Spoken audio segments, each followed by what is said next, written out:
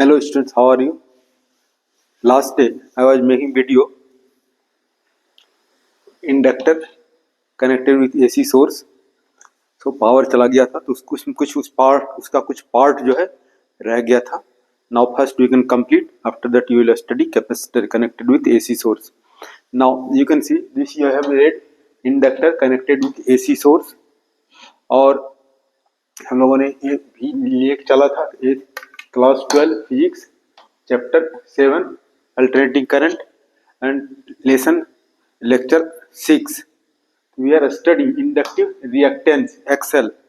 यहाँ पर हम लोगों ने पढ़ा था ये AC source V is equal to V naught sine omega T और इससे निकाला था I is equal to I naught sine omega T minus pi by 2. हम लोगों ने देखा था current lags behind voltage by phase angle pi by 2 या voltage leads current by phase angle pi by 2 या phase difference between current voltage pi by 2.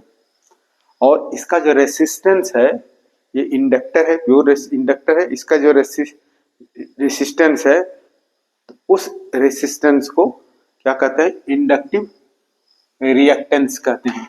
Inductive reactance XL. और जो resistance जो रोल प्ले करता है रेसिस्टेंस रेसिस्टर में क्या करता है? Oppose the flow of current. वो इंडक्टिव रिएक्टेंस क्या करेगा? ये हमारा इंडक्टर है. इंडक्टर में इंडक्टिव रिएक्टेंस होता है which opposes the flow of current. ठीक है. How you define inductive reactance? या it is the effective opposition offered by an inductor to the flow of current in the circuit. Now ये 5 marks में पूछा गया है बोर्ड में. ठीक है. So you will study carefully. अब देखो यहाँ 5 मार्क्स में एक ही क्वेश्चन पूछा जाता है, ऐसा लॉन्ग नहीं है, पार्ट वाइज रहता है. Part wise you will study. Now this XL equal to L omega और ओमेगा इक्वल टू क्या होता है? 2 पाई न्यू. न्यू क्या है? फ्रीक्वेंसी है. और एसी सोर्स का इंडिया में फ्रीक्वेंसी कितना है? 50 हर्ज है. यानी 50 साइकिल. ये क्या होगा? 50 cycle per second. 50 cycle per second. यानी कॉइल जो है 50 times rotate generator coil 50 times per 50 times rotate करता है. तो नाउ ये एल हो गया और ओमेगा के प्लेस पर 2 पाई न्यू. तो अब ये एल कांस्टेंट है, 2 पाई कांस्टेंट है. तो L is directly proportional to nu. Nu graph plot करो. If you are plotting graph along x axis, nu you can take along y axis xl. So then xl is directly proportional to nu, so it will be directly proportional. Okay, direct to this straight line. So xl, this straight line shows xl is directly proportional to nu. Nu क्या है? Frequency है. Now you can see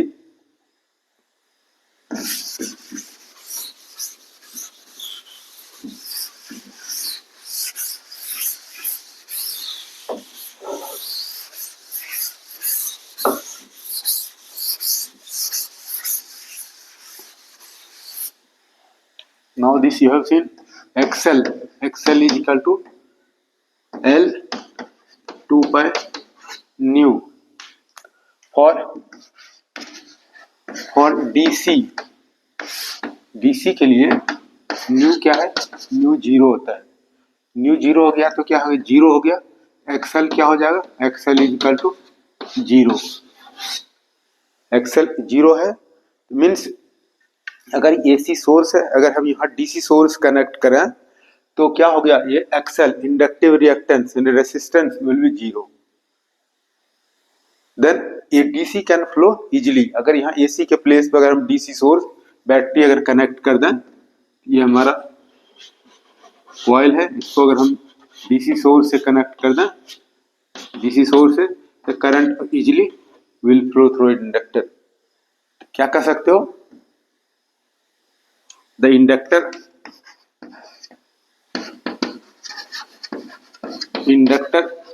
has no opposition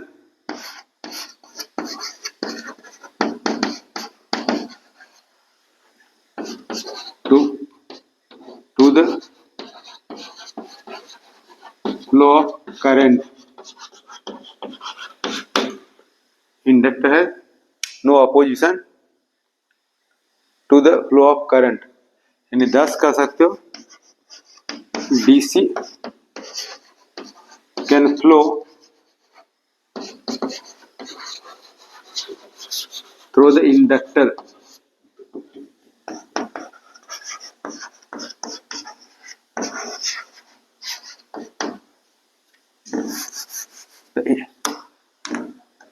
thus DC can flow through the inductor.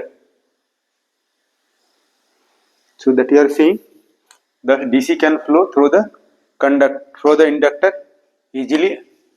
अब AC के बारे में देखो,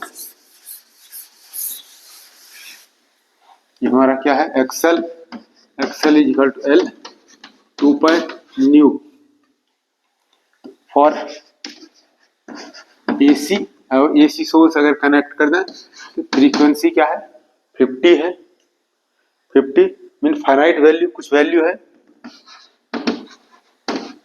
finite value है, कितना है, 50 हर्ट्ज है फ्रीक्वेंसी, ठीक है, कुछ फाइनाइट वैल्यू है। एक्सेल कितना हो जाएगा, ये एक्सेल जो है यानी L का कुछ वैल्यू होगा इंडक्टेंस का, इंडक्टेंस और 2 और पाई 3.14 और इसका 50, यानी ये वैल्यू कुछ न्यूमेरिकल वैल्यू होगा, यानी फाइनाइट वैल्यू होगा, फाइनाइट वैल्यू। अब ये जो क्या करता है, ये अगर कुछ वैल्यू है ये क्या करेगा, oppose the flow of current. अगर AC कनेक्ट करते हैं, AC को क्या करेगा, AC कनेक्ट करते हैं इंडक्टर के साथ, तो AC जब करंट फ्लो करेगा तो it will oppose the flow of current, कौन, इंडक्टर।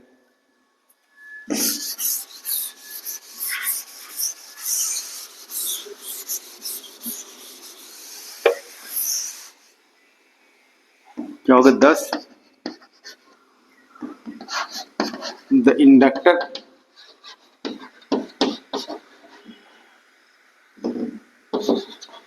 हैज अपोजिशन, इंडक्टर है opposition to the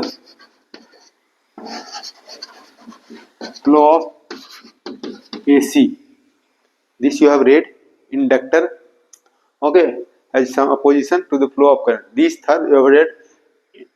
Now you can consider capacitor.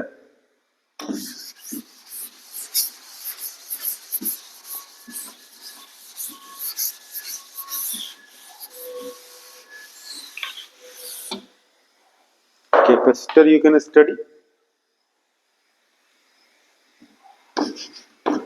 AC voltage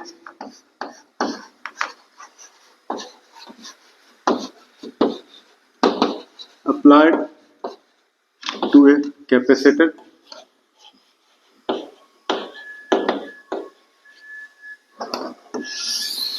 AC voltage applied to a capacitor। ये हमारा कैपेसिटर है, capacitance क्या होगा, C, it is connected with AC source,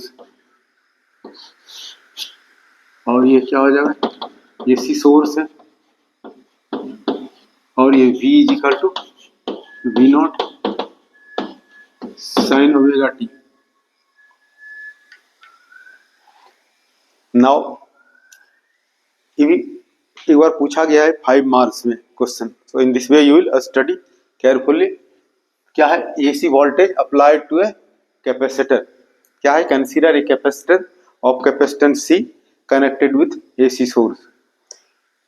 Alternating voltage is applied across the capacitor, V is equal to V0 sin omega t. Then we can find out expression for sin.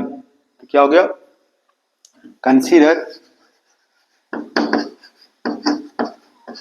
a capacitor, consider a capacitor of capacitance C is connected, capacitor of capacitance C is connected to AC source, to a AC source. The alternating voltage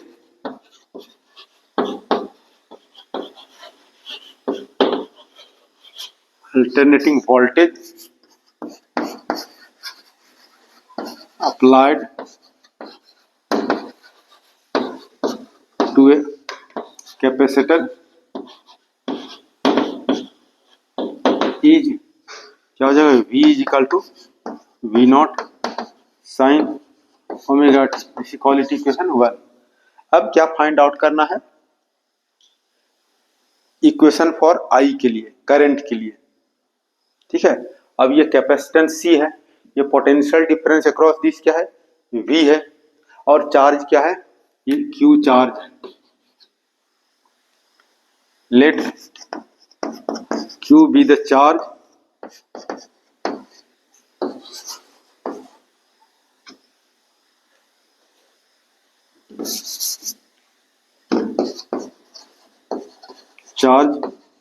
on the capacitor, let Q be the charge on the capacitor, और V क्या हो गया, potential difference.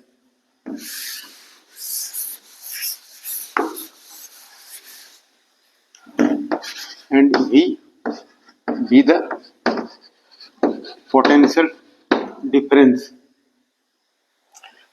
From definition of capacitance you have read Q is equal to CV.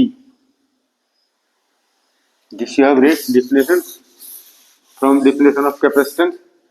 अब यहाँ C और V के place पर this value we can put, क्या होगा, V naught sine omega T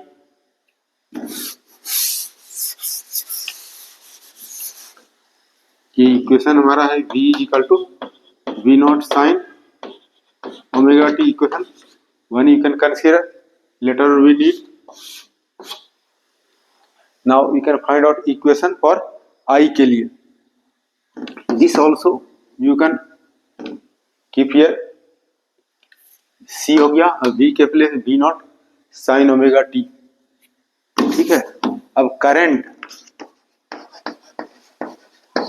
you have read I is equal to dq by dt, ठीक है, I is equal to dq by dt, d by dt।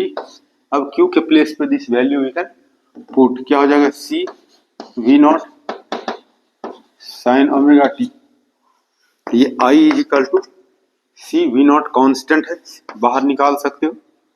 अब difference sign, ठीक है, sign का differentiation क्या हो गया, कॉस ओमेगा टी, और डिफरेंशिएशन ऑफ दिस एंगल क्या हो जाएगा, omega. So this you will get C V naught omega, और ये cos omega T.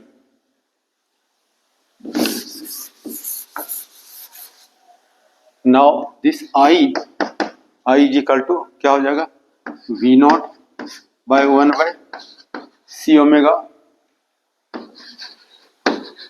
Cos omega T.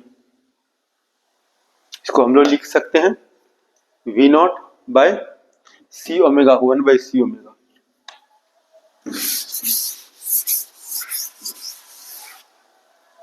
This you will write V naught bye x सी, इसके place पर लिख सकते हैं कैपेसिटिव रिएक्टेंस ऑफ कैपेसिटर, और ये कॉस ओमेगा टी, या यहाँ पर लिख सकते हैं आई इज इक्वल टू, इसके प्लेस पर I naught sine omega t plus pi by 2। ये sine 90 plus theta is equal to क्या होता है, कॉस थीटा, तो क्या होगा, sine pi by 2 sine 90 plus omega t is equal to क्या हो जाएगा, cos omega t. So this is your equation 2। अब यहाँ वेयर कर सकते हो, ये 1 by XL, this you can consider XL, XC is equal to 1 by C omega, 1 by C omega क्या लिखा है, एक्ससी। ये एक्ससी जो क्या है, capacitive reactance of the capacitor, capacitive reactance of a capacitor, of a capacitor.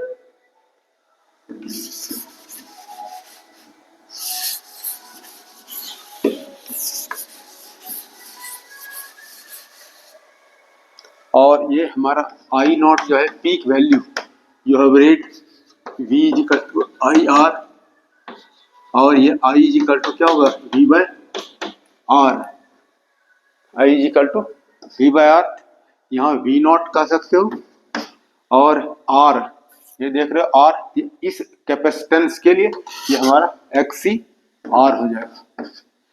अब ये क्या होगा I peak value of current, maximum current, peak value of AC, you can say peak value of AC. Now you can see equation first and second, who is leading, क्या होगा from equation first, from 1 and 2 we get that क्या मिल रहा है, यानी ये I हो गया current Leeds voltage by phase angle pi by 2, या V legs behind I bye phase angle by 2, या phase difference between current end voltage is pi by 2, this minus this करोगे एंगल तो क्या हो जाएगा पाई बाय 2, फेज डिफरेंस, यानी क्या होगा I leads V by phase angle pi by 2. So here you are getting from equation 1 to we get that I means current leads V means voltage, I leads V by phase angle pi by 2. Now we can draw phasor diagram. ठीक है, you can draw phasor diagram.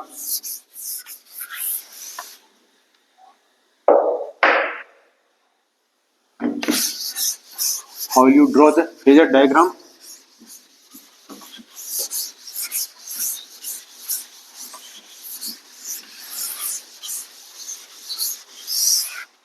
This you are getting in this way, x axis, x dash axis, y dash axis, ये phasor diagram है,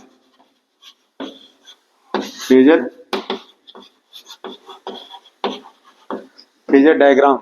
ठीक है, अब यहाँ हमारा origin है, इधर क्या हो जाएगा ये V नॉट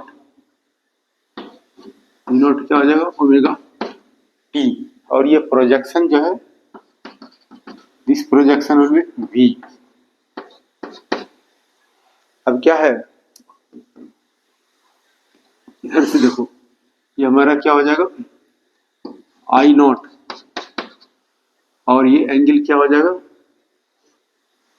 90 डिग्री, यानी पाई by 2, angle between V not और I नॉट के बीच क्या हो गया पाई 2. पॉजिटिव है इसलिए, अगर निगेटिव होता है इधर ये हमारा ओ एक्स रेफरेंस लाइन है, अगर पॉजिटिव है तो इधर दिखाते हैं.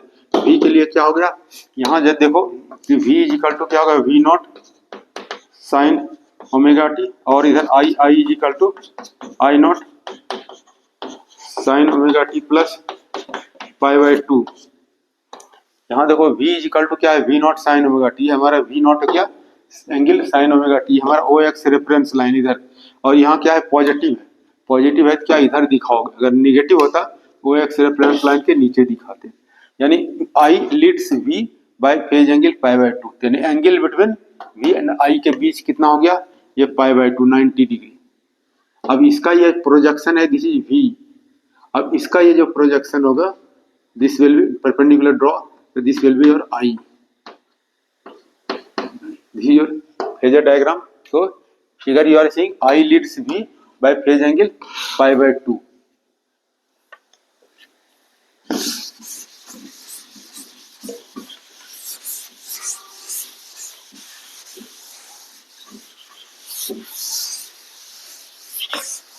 Now capacitive reactance,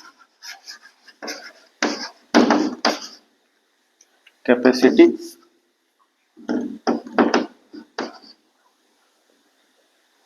reactance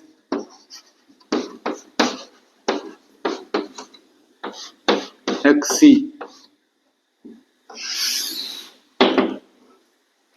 यानी ये कैपेसिटर जो है this capacitor you are getting, this capacitor है कैपेसिटिव रिएक्टेंस, रेसिस्टर जो है रेसिस्टर को रेसिस्टेंस है, ये इंडक्टर है, इंडक्टर को क्या है, इंडक्टेंस है। ये रेसिस्टर को रेसिस्टेंस है, इंडक्टर को क्या है, इंडक्टिव रिएक्टेंस है, कैपेसिटर को क्या है, कैपेसिटिव रिएक्टेंस है। ये रेसिस्टेंस, इंडक्टिव रिएक्टेंस और कैपेसिटिव रिएक्टेंस, ये सब का यूनिट क्या है, ओम है। ये सब एक ही रोल प्ले करता है। रेसिस्टेंस क्या करता है, oppose the flow of current. Inductive reactance क्या करता है, oppose the flow of current through a inductor. Capacitive reactance क्या करेगा, oppose the flow of current through the capacitor. ये क्या हो जाएगा, capacitive reactance, it is the effective opposition offered by capacitor to the flow of current. ठीक है, क्या हो गया, it is effective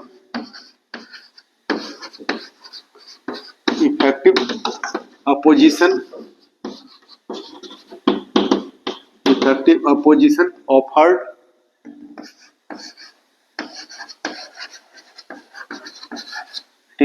effective opposition offered by a capacitor to the flow of current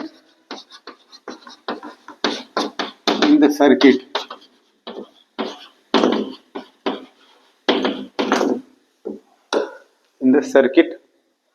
Now XL that you are getting, XL is equal to 1 by C omega, और ये omega पढ़ा है, omega is equal to 1, omega is equal to 2 pi nu. अब ये omega के place पे क्या लिख सकते हैं, ये C हो गया और 2 पाई न्यू। अब इसमें देखो, ये एक्सेल है, C कांस्टेंट है, कैपेसिटेंस 2 कांस्टेंट, पाई कांस्टेंट, और ये न्यू क्या हो जाएगा, इनवर्सली प्रोपोर्शनल है। एक्सेल XC, ये क्या हो गया, XC कैपेसिटिव रिएक्टेंस, तो ये XC जो है inversely proportional to nu that you. तो what is this, nu increases, XC decrease, XC decreases, nu increase, inversely proportional. You can plot graph, question पूछा जाता है ग्राफ प्लॉट करने के लिए 1 मार्क में। तो what will B this graph, you can say, ये देखो न्यू और इधर XC, क्या हो जाएगा ग्राफ, इनवर्सली प्रोपोर्शनल है। This you will get nature of graph, यानी XC inversely proportional to this you are getting inversely proportional. या दूसरे ढंग से कंसीडर करो ग्राफ को, if you are plotting graph 1 by nu और XC, तो what will be the graph, capacitive reactance is directly proportional to 1 by nu. Capacitive reactance is inversely proportional to the frequency. तो अब इसका graph क्या हो जाएगा, this is directly proportional to 1 by nu, तो graph क्या हो जाएगा, ये straight line, means XL XC directly proportional to 1 by nu, you can say. In this way you will plot graph. This graph is also asked. Okay.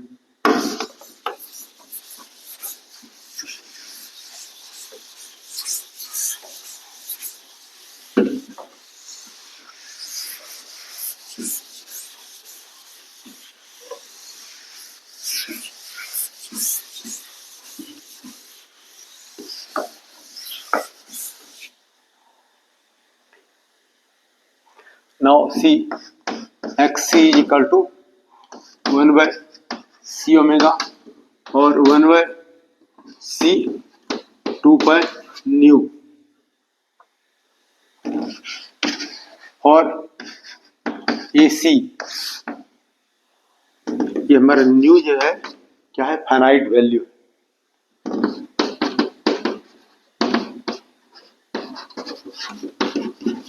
Finite value यानी C का कुछ value है 2 पाई numerical value, इसका भी 50 कुछ value है, तो 1 bye ये क्या होगा, स्मॉल होगा, XC क्या हो जाएगा, फाइनाइट वैल्यू हो जाएगा,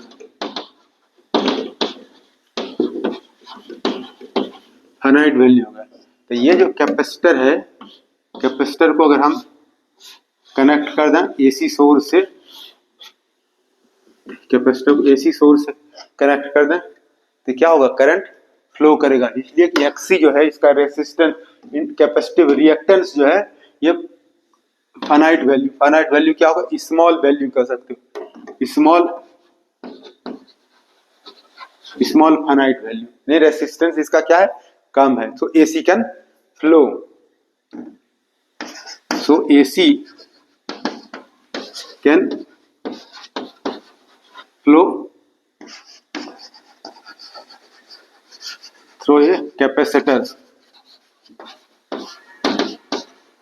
एसी से कनेक्ट करते हैं, फ्लो करेगा। अब फिर फॉर डीसी, डीसी के लिए, डायरेक्ट करंट के लिए, यानी बैटरी यहाँ कनेक्ट कर देंगे, व्हाट विल हैपन। अब ये फॉर डीसी जो है, ये क्या है डीसी के लिए, फ्रीक्वेंसी 0 है।